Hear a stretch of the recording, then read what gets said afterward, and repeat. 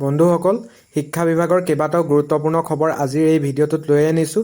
বিশেষভাৱে সক্ষম শিক্ষাৰ্থীৰ বাবেও স্কলাৰশ্বিপৰ কথা আপোনালোকে জানিব পাৰিব এই ভিডিঅ'টোত। মূলতঃ আপোনালোকে এই ভিডিঅ'টোত এইকেইটা গুৰুত্বপূৰ্ণ খবৰ পাব। CBSE দশম শ্ৰেণীৰ পৰীক্ষাৰ ইতিমধ্যে সাল সলনি কৰা হৈছে আৰু অসমৰ শ্ৰেণীত গণতান্ত্ৰিক মূল্যবোধ আৰু AI প্ৰযুক্তিবিদ্যাৰ ওপৰত গুৰুত্ব আৰোপ কৰা হ'ব। বিশেষ পাঠৰ ব্যৱস্থা কৰা হ'ব। ব্যক্তিগত বিদ্যালয়ৰ পৰিৱৰ্তে চৰকাৰী বিদ্যালয়ত নামভৰ্তিৰ পোষকতা কৰিছে শিক্ষা বিভাগে আৰু বিশেষভাৱে সক্ষম শিক্ষাৰ্থীৰ বাবে স্কলাৰশ্বিপৰ ব্যৱস্থা আছে। এই আটাইবিলাক ইনফৰমেশ্যন আপোনালোকে এই ভিডিঅ'টোত লাভ কৰিব, গতিকে ভিডিঅ'টো স্কিপ নকৰাকৈ শেষলৈ চাবলৈ অনুৰোধ জনাইছোঁ। CBSEৰ 2026ৰ পৰা বছৰত দুবাৰ হ'ব দশম শ্ৰেণীৰ পৰীক্ষা। ফেব্ৰুৱাৰীত অনুষ্ঠিত হ'ব প্ৰথমটো পৰীক্ষা আৰু মে'ত অনুষ্ঠিত হ'ব দ্বিতীয়টো পৰীক্ষা। প্ৰথম পৰীক্ষাত অৱতীৰ্ণ হোৱাটো বাধ্যতামূলক হ'ব, দ্বিতীয় পৰীক্ষাত অৱতীৰ্ণ হোৱাটো বাধ্যতামূলক নহয়। CBSEৰ শিক্ষাৰ্থীয়ে পাব পৰীক্ষাৰ মান উন্নত কৰাৰ সুযোগ। এই সুযোগ দিয়াৰ বাবে অনুষ্ঠিত কৰা হ'ব দ্বিতীয়টো পৰীক্ষা। এতিয়া আমি সবিশেষ চাম যে কেন্দ্ৰীয় মাধ্যমিক শিক্ষা বোৰ্ড CBSEৰ অধীনত দশম শ্ৰেণীৰ পৰীক্ষা বছৰত দুবাৰ অনুষ্ঠিত হ'ব। 2026 বৰ্ষৰ পৰা এই নতুন নিয়ম প্ৰযোজ্য হ'ব। CBSEয়ে নতুন ৰাষ্ট্ৰীয় শিক্ষানীতি 2020ত পৰীক্ষাৰ এই নতুন পদ্ধতি সামৰি লৈছিল। আজি সেই পৰামৰ্শৱলীত অনুমোদন জনাই CBSEয়ে। সেই অনুসৰি দশম শ্ৰেণীৰ শিক্ষাৰ্থীসকলে 2026 বৰ্ষৰ শৈক্ষিক পঞ্জীত দুবাৰকৈ চূড়ান্ত পৰীক্ষাত অৱতীৰ্ণ হ'ব পাৰিব। ফেব্ৰুৱাৰীত অনুষ্ঠিত হ'বলগীয়া পৰীক্ষাৰ প্ৰথম পৰ্যায়ত সকলো শিক্ষাৰ্থীয়ে অৱতীৰ্ণ হোৱাটো বাধ্যতামূলক হ'ব। দ্বিতীয় পৰ্যায়ৰ পৰীক্ষা মে'ত অনুষ্ঠিত হ'ব আৰু সেই পৰীক্ষাত শিক্ষাৰ্থীসকলে বিজ্ঞান, গণিত, সমাজ বিজ্ঞান আৰু ভাষাৰ ভিতৰত যিকোনো তিনিটা বিষয়ত তেওঁলোকৰ ফলাফল উন্নত কৰাৰ বাবে চেষ্টা কৰিব পাৰিব। দ্বিতীয় পৰ্যায়ৰ পৰীক্ষা অৱশ্যে পৰীক্ষাৰ্থীসকলৰ বাবে বাধ্যতামূলক নহ'ব। এই দুয়োটা পৰীক্ষাৰ ফলাফল ক্ৰমে এপ্ৰিল আৰু জুনত ঘোষণা কৰা হ'ব। CBSEৰ পৰীক্ষা নিয়ন্ত্ৰক শ্যানম ভৰদ্বাজে আজি এই কথা ঘোষণা কৰে। শীতকালত বন্ধ থকা বিদ্যালয়বোৰৰ দশম শ্ৰেণীৰ শিক্ষাৰ্থীয়ে দুয়োটাৰ ভিতৰত যিকোনো এটা পৰ্যায়ত পৰীক্ষাত অৱতীৰ্ণ হোৱাৰ অনুমতি লাভ কৰিব। আকৌ এই নতুন পদ্ধতি অনুসৰি কোনো শিক্ষাৰ্থীয়ে যদি প্ৰথম পৰীক্ষাত তিনিটা বা ততোধিক বিষয়ত অৱতীৰ্ণ নহয়, তেনেহ'লে তেওঁক দ্বিতীয় পৰ্যায়ৰ পৰীক্ষাৰ অৱতীৰ্ণ হোৱাৰ অনুমতি দিয়া নহ'ব। কেন্দ্ৰীয় শিক্ষামন্ত্ৰী ধৰ্মেন্দ্ৰ প্ৰধানে CBSEৰ এই সিদ্ধান্ত এক প্ৰয়োজনীয় পদক্ষেপ বুলি আজি মন্তব্য কৰে। ইয়াৰ জৰিয়তে শিক্ষাৰ্থীসকলৰ মানসিক চাপ হ্ৰাস হ'ব আৰু আনন্দপূৰ্ণ পৰিৱেশত শিক্ষা গ্ৰহণ কৰিব পাৰিব বুলি তেওঁ কয়। অন্য এটা গুৰুত্বপূৰ্ণ খবৰ আছিল শিক্ষাৰ্থীক গণতান্ত্ৰিক মূল্যবোধ শিকাব চৰকাৰে। শিক্ষাৰ্থীসকলক গণতান্ত্ৰিক মূল্যবোধ তথা সংবিধান সজাগতা সম্পৰ্কত পাঠদানৰ ব্যৱস্থা কৰা হ'ব। শিক্ষামন্ত্ৰী ৰণোজ পেগুৱে এই কথা সদৰি কৰিছে। বিদ্যালয় শিক্ষা বিভাগে আজি দুটা সিদ্ধান্ত লোৱাৰ কথা সদৰি কৰি তেওঁ কয় যে দেশৰ জৰুৰীকালীন অৱস্থাৰ 50 বছৰ পূৰ্তিৰ সময়ত বিদ্যালয়ৰ শিক্ষাৰ্থীসকলৰ মাজত গণতান্ত্ৰিক মূল্যবোধ তথা সংবিধান সজাগতাৰ বাবে এই বিষয়ৰ এটা পাঠ প্ৰৱৰ্তন কৰা হ'ব। যোৱা 25 মে'ত নতুন দিল্লীত অনুষ্ঠিত মুখ্যমন্ত্ৰীসকলৰ বৈঠকৰ পৰামৰ্শ অনুসৰি এই সিদ্ধান্ত লোৱা হৈছে বুলি উল্লেখ কৰি শিক্ষামন্ত্ৰীয়ে কয় যে কৃত্ৰিম বুদ্ধিমত্তা সম্পৰ্কতো আন এটা পাঠ প্ৰৱৰ্তন কৰা হ'ব। গতিকে গণতান্ত্ৰিক মূল্যবোধ আৰু কৃত্ৰিম বুদ্ধিমত্তাৰ ওপৰত অতিৰিক্ত পাঠ প্ৰৱৰ্তন কৰাৰ ব্যৱস্থা কৰা হ'ব। অসম চৰকাৰেও ইয়াৰ উপযুক্ত ব্যৱস্থা গ্ৰহণ কৰিব। অন্য এটা গুৰুত্বপূৰ্ণ কথা হৈছে ব্যক্তিগত বিদ্যালয়ত নামভৰ্তিৰ ক্ষেত্ৰত সতৰ্ক হওক।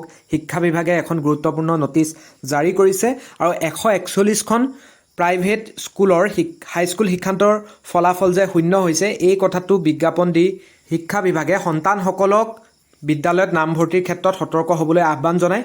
গতিকে ইয়াৰ বাতৰিটো এনেকুৱা ধৰণৰ একাংশ অভিভাৱকে সন্তানক ব্যক্তিগত বিদ্যালয়ত নামভৰ্তিৰ বাবে তৎপৰ হৈ থকাৰ সময়তে শিক্ষা বিভাগে শিক্ষাৰ্থীক ব্যক্তিগত বিদ্যালয়ত নামভৰ্তি কৰাৰ পূৰ্বে সকলোকে সতৰ্ক হ'বলৈ আহ্বান জনাইছে।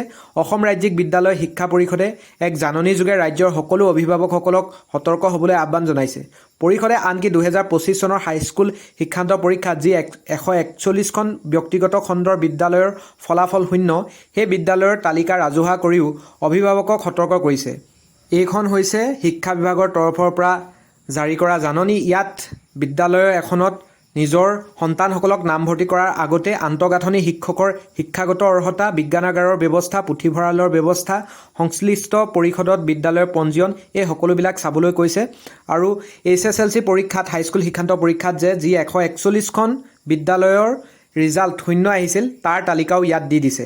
স্বাভাৱিকতে টেট কাম ৰিকুইট হওক বা LP UPৰ টেট হওক, যথেষ্ট আজিকালি নলেজেবল তথা উপযুক্ত প্ৰশিক্ষণপ্ৰাপ্ত শিক্ষকে নিয়োগ হৈ আছে। গতিকে চৰকাৰী মাধ্যমৰ শিক্ষানুষ্ঠানবোৰ আগতকৈ যথেষ্ট উন্নত হৈছে। গতিকে চৰকাৰৰ তৰফৰ পৰাও আহ্বান জনাইছে যাতে নিজৰ সন্তানক ব্যক্তিগত খণ্ডৰ বিদ্যালয়ৰ পৰিৱৰ্তে চৰকাৰী মাধ্যমৰ বিদ্যালয়সমূহত যাতে নামভৰ্তি কৰাৰ ক্ষেত্ৰত উপযুক্ত সিদ্ধান্ত গ্ৰহণ কৰে।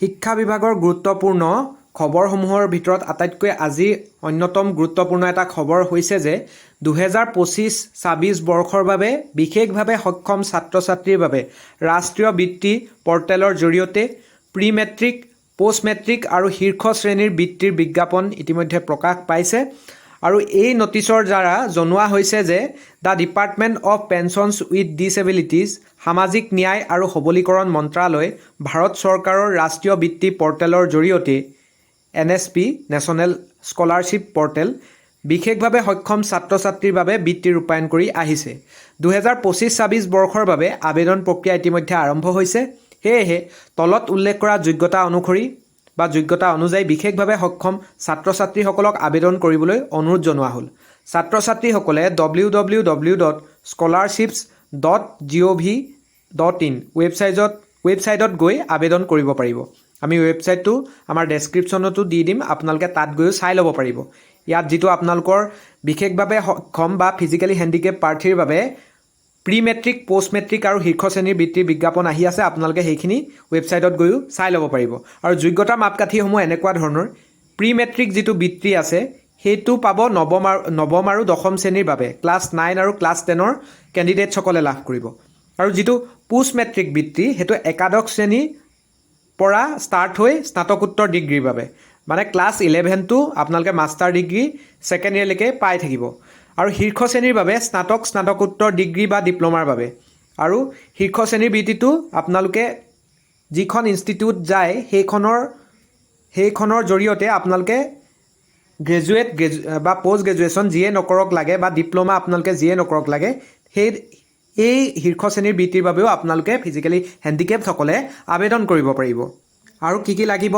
চাব স্বাস্থ্য বিভাগৰ দ্বাৰা প্ৰদান কৰা শাৰীৰিক অক্ষমতাৰ প্ৰমাণপত্ৰ অথবা UDID কাৰ্ড যিটো আপোনালোকৰ ফিজিকেলি হেণ্ডিকেপ প্ৰাৰ্থীসকলক দিয়ে আৰু ছাত্ৰ ছাত্ৰীসকলৰ 40% বা ততোধিক দিব্যাংগৰ প্ৰমাণপত্ৰ থাকিব লাগিব কেৱল UDID কাৰ্ডটোৱে থাকিলে নহ'ব 40% যে ফিজিকেলি হেণ্ডিকেপড হয় সেইটো কিন্তু তাত থাকিব লাগিব আৰু পিতৃ মাতৃৰ বাৰ্ষিক আয়ৰ ক্ষেত্ৰতো কিছুমান ক্ৰাইটেৰিয়া আছে প্ৰথমতে প্ৰি মেট্ৰিক বা পোষ্ট মেট্ৰিকৰ বাবে বিশেষভাৱে সক্ষম ছাত্ৰ ছাত্ৰীৰ পিতৃ মাতৃৰ অভিভাৱক অভিভাৱিকাৰ সকলো উৎসৰ পৰা বাৰ্ষিক আয়ৰ পৰিমাণ 2.5 লাখ টকাতকৈ অধিক হ'ব নোৱাৰিব আপোনালোকে তাৰ বাবে ইনকম চাৰ্টিফিকেট উলিয়াব লাগিব নিজ ৰাজচক্ৰৰ পৰা স্বাক্ষৰিত প্ৰমাণপত্ৰ কিন্তু দাখিল কৰিব লাগিব এই বৃত্তি বা স্কলাৰশ্বিপটো এপ্লাই কৰিবৰ সময়ত আৰু শীৰ্ষ শ্ৰেণীৰ বাবে বিশেষভাৱে সক্ষম ছাত্ৰ ছাত্ৰীৰ পিতৃ মাতৃৰ অভিভাৱক অভিভাৱিকাৰ সকলো উৎসৰ পৰা বাৰ্ষিক আয়ৰ পৰিমাণ 8 লাখ টকাতকৈ অধিক হ'ব নোৱাৰিব আৰু বাৰ্ষিক আয়ৰ প্ৰমাণপত্ৰ নিজ ৰাজচক্ৰ বিষয়াৰ স্বাক্ষৰিত প্ৰমাণপত্ৰ দাখিল কৰিব লাগিব ইনকম চাৰ্টিফিকেট আপোনালোকে লগত কিন্তু এপ্লাই কৰোঁতে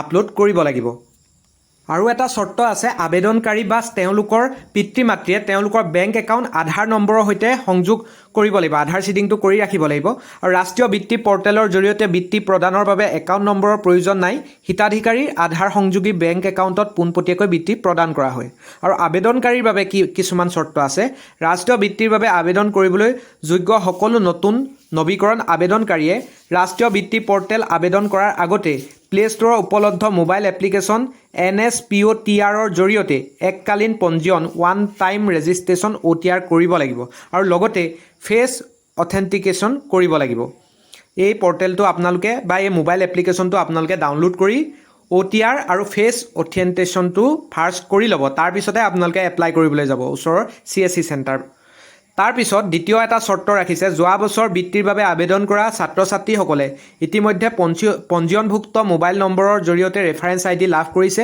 সেই IDৰ জৰিয়তে এককালীন পঞ্জীয়ন কৰিব পাৰিব আৰু তৃতীয়তে দিছে সকলো আবেদনকাৰীৰ বাবে আধাৰ বাধ্যতামূলক আধাৰ অবিহনে আবেদন কৰা নাবালক আবেদনকাৰীৰ বাবে অভিভাৱক বা আইনী অভিভাৱকৰ আধাৰ বাধ্যতামূলক এই সকলোবিলাক কিন্তু আধাৰ লাগিব অভিভাৱকৰো লাগিব আৰু আবেদনকাৰীও আধাৰ কাৰ্ড থকাটো মেণ্ডেটৰী হয় এতিয়া আপোনালোকে চাব ইয়াৰ লাষ্ট ডেটসমূহ কেনেকুৱা প্ৰি মেট্ৰিক নৱম আৰু দশম শ্ৰেণীৰ বাবে আবেদনৰ তাৰিখ হৈছে 25 জুন আৰু শেষ হ'ব 31 আগষ্ট আৰু পোষ্ট মেট্ৰিকৰ বাবেও 25 জুনৰ পৰা আবেদন আৰম্ভ হৈ 31 অক্টোবৰলৈকে আছে আৰু শীৰ্ষ শ্ৰেণী স্নাতক আৰু স্নাতকোত্তৰ ডিগ্ৰী বা ডিপ্ল'মাৰ বাবে 31 অক্টোবৰ তাৰিখলৈকে আছে আৰু পৰীক্ষণৰ ইনষ্টিটিউট নোডেল বিষয়াৰ দ্বাৰা পৰীক্ষণৰ শেষ তাৰিখ দিছে 15 ছেপ্টেম্বৰ 2025 গতিকে আপোনালোকে যিখিনি প্ৰি মেট্ৰিক আছে আপোনালোকৰ দিব্যাংগ লোক তেওঁলোকে 31 আগষ্ট 2025ৰ ভিতৰত এপ্লাই কৰক আৰু বাকী অন্যান্য যিসকল পোষ্ট মেট্ৰিক বা শীৰ্ষ শ্ৰেণীৰ আছে আপোনালোকে 31 অক্টোবৰৰ ভিতৰত অনলাইন এপ্লাই কৰি দিয়ক। এইখিনিয়ে আছিল শিক্ষা বিভাগ তথা শিক্ষাৰ্থীৰ প্ৰয়োজনীয় কিছুমান ইনফৰমেশ্যন। গতিকে এনেকুৱা ইনফৰমেশ্যনসমূহ পাই থাকিবৰ বাবে যিসকলে ফাৰ্ষ্ট ভিজিট কৰি আছে আমাৰ চেনেলটো অনুগ্ৰহ কৰি ছাবস্ক্ৰাইব কৰি ল'ব। ধন্যবাদ।